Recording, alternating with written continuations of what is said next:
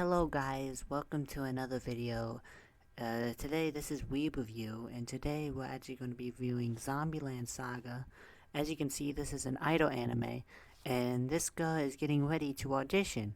And I can't wait for such a wholesome experience. She just looks so adorable, and I can't wait for the show to start.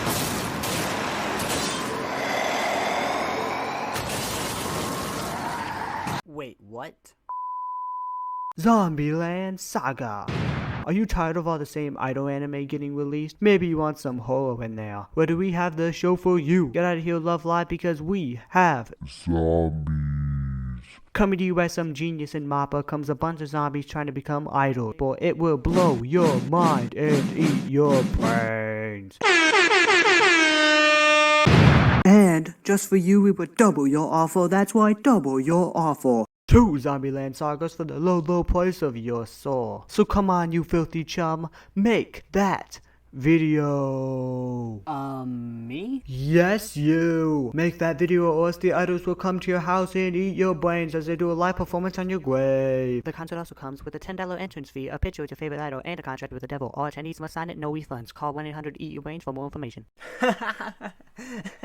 Yes, sir. Hi, my name's Kikaya. I might die tomorrow, but first, welcome to Weeb Review. Alrighty then, if you didn't get it all during that contrived opening, I don't blame you, so here's a summary. Zombie Land Saga is an original idol anime by Studio Mappa. It was released in the fall season of 2018 and is getting a sequel in April. It was directed by this shredded beast known as Munehisa Sakai, who's known for directing only one of the most popular anime of all time called Koi to Producer. Oh, and this show called One Piece. Also, shout out to Seong Hyo Park and Tatsufumi Ito, since they're important as well. If you know, you know. I've seen a lot of people call Zombie Land Saga a parody of the idol genre or like a spoof. I don't think that's the case because it mostly hits the same beats as all these other shows do. But we will get to that, but for now, let's talk about the premise. So after the funniest minute in anime history, our main girl, Sakura, wakes up in a random house with a bunch of zombies in it. After running out the house and getting shot at by a police officer, she finds out that she is a zombie. After that, she wakes up back in the house where a guy in sunglasses screams at her. His name is Tatsumi, and he is by far the funniest character in the show. 今のお前らの顔をよーく見せてくれ。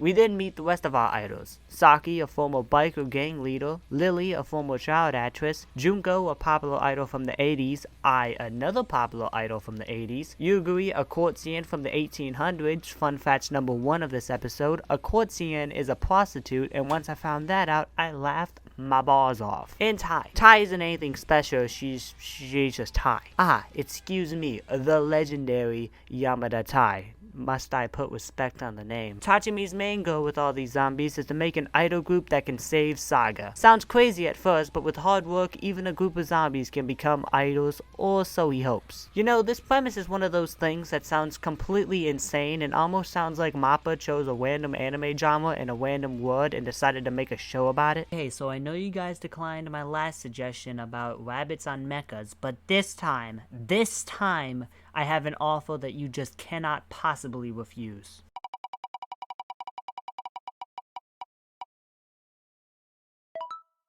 Okay, so we're making an idol anime, that's a start.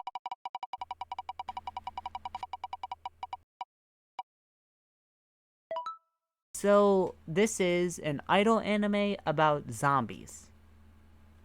Eh? Dude. That's genius! So you accept it? Do we accept it? Of course we accept it.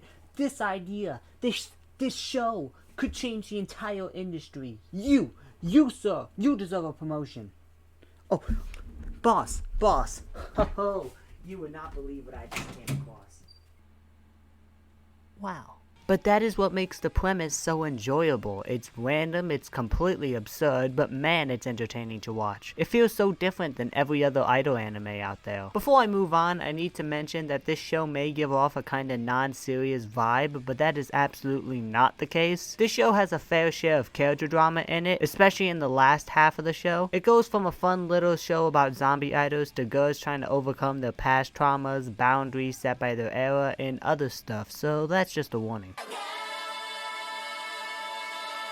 So for this section, I'm going to talk about their backstories as well. I know I put a spoiler warning before all my videos, but if you want to just know my opinion on the show and what I like and don't like about it, I recommend you skip over this part. So Sakura is a girl who wants to be an idol but died before she ever got the chance. She can't remember anything from her past life. She's the girl that keeps the group together, and despite how weird the situation is, she wants to make it work. Because of this, the group sort of rallies behind her. In her past life, she has been plagued with bad luck, Kamajotoma style, and every time she puts her on to something, it backfires because of something out of her control and she ends up regretting it. Because of this, she stopped trying, only finding hope in her favorite idol, Mizuno Ai. However, she overcomes this and tries her hardest with the idol group even if her bad luck gets in the way. She's a likable main girl even if she shares traits with a bunch of other main girls of idol and band shows. Ai was an idol in her past life. She was a part of Sakura's favorite group, Iron Frill. They only have one song and it is a banger. After an accident at a concert that involved her getting struck by lightning, which is the most hardcore way of dying ever, even if the chances of that actually happening are probably extremely slim. However, as a zombie, she is still scared of lightning, which is kinda sad. She's not afraid to say what's on her mind. She's actually the first zombie to oppose being a zombie idol. Junko is an idol from the 80s. Because of this, she's not accustomed to the life of an idol in the 2010s. That bothers her immensely as she's more comfortable being a solo act than a part of a group. This makes her very shy. Eventually, she gets over her social and era boundaries and becomes a part of the idol group. I like her the most because I have an extreme soft spot for shy girls. Is having a zombie best girl necrophilia?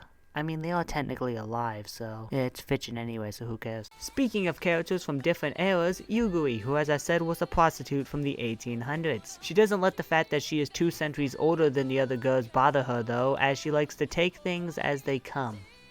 Okay, that was not intentional, I swear to God. She's the big sister of the group, hell even Saki calls her sister, and she's the most mature one and that's really it. She's not as important as the other girls. Saki is the leader of the group. She was also the leader of a biker gang called Dorami. She's a violent rebel who always threatens people, but if you have guts then she respects you. She is the complete opposite of what you'd expect an idol to be, but that's probably why she's popular. She died from a racing accident which caused this massive explosion, leaving her best friend behind. Probably the second most hardcore way of dying. Lily probably has the saddest backstory of them all. Lily was originally Masao, a boy. Her and her father would watch the TV together all the time, so she wanted to make him happy from inside the TV. She became a hit, but then realized that being a megastar child actress meant less time with her pappy. Her father would focus more on being her manager instead of her father. She died of mental shock when she noticed hair growing on her chin. Anyway, after she died, her father broke down, hating all television until he became a fan of the idol group which his daughter is a part of. He doesn't think it's her, but it's the thought that counts, okay? That episode hit hard. Lily mostly acts like a child with an obsession of all things cute. The final member of this group is the legendary Taiyamada herself. All she does is grunt,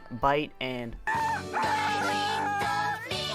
that. Fun fact number 2, the voice actress who plays Tai is the same person who played the one they called Sailor Moon. The zombies are supposed to wake up so they aren't in zombie mode all the time, but Tai is the only girl who never wakes up. She does develop oddly enough, like she shows genuine emotion when Sakura is having her emotional moment. I kind of hope she never does wake up because she can be pretty funny, but I also feel like it would get old after a while. Also, she's the girl who came up with the group's name, Franchuchu.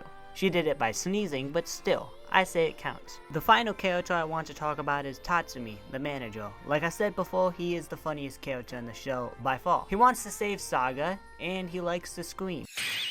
Music, come on! Matrix English! Home run!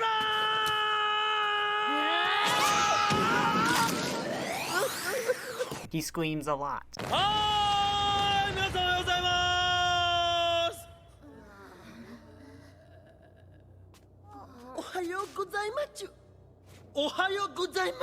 Besides that, we don't know a ton about him. There have been hints to a backstory, specifically with Sakura, but for now, he's a comedy relief character. I think this cast is pretty good. I like the way they made them feel like humans. Like, sure, they're zombies, but they used to be humans and they went through the same stuff we go through. Ai goes through a traumatic experience that she needs to overcome, something I'm sure that's relatable to people out there. Junko has a hard time socializing with other people that she also has to overcome. Hell, Lily has issues with her gender. It's such a stark contrast to how zombies are usually presented in the media. These zombies rarely feel like zombies. They feel like they're humans, and I like that.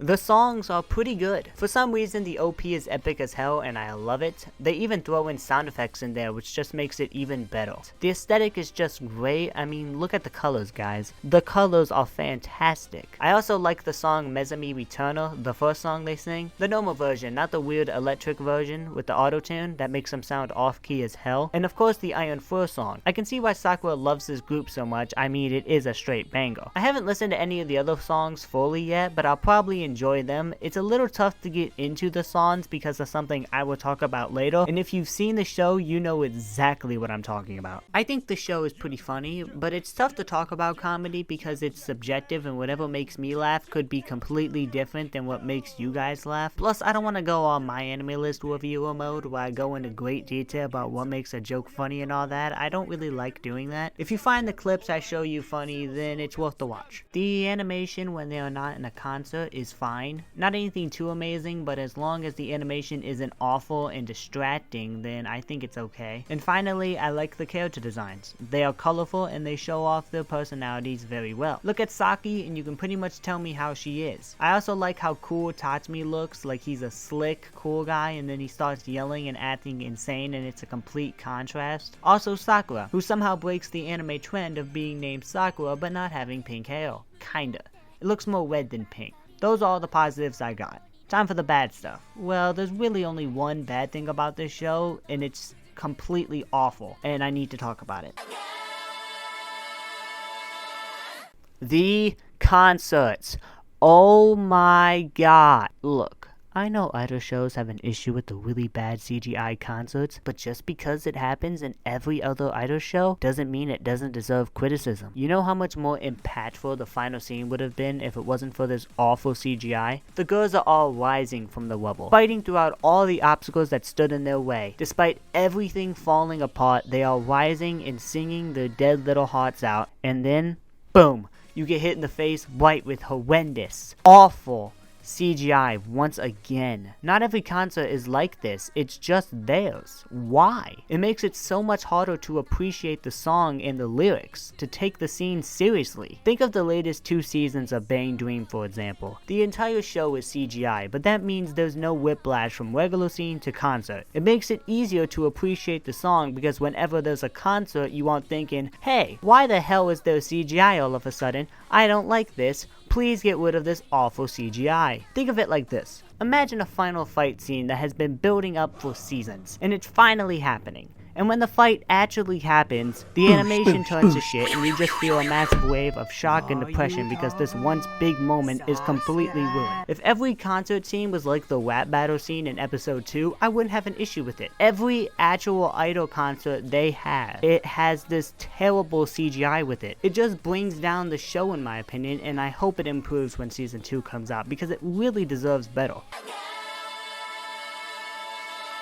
I don't think Zombie Land Saga is a parody of the idol genre. It features the same cliches and tropes that regular idol shows do, and it doesn't tackle them in a satirical way. However, it is still a fun experience. It's a funny show that turns more serious as the show progresses while keeping that comedic charm it's known for. It's a strange idea, but I think they pulled it off well. It's definitely one of the better idol shows out there, and it stands out in a genre that's filled with shows that mostly feel the exact same. Even as an idol fan myself, I can understand that. I hope you guys enjoyed this episode of Weeb Review. I'm Kikaya, and let's hope this video isn't 2 months late this time.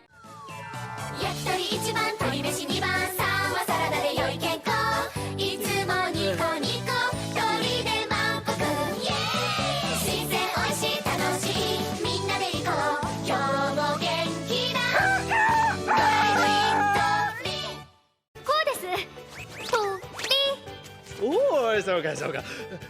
とり。あ、もう違います。鳥。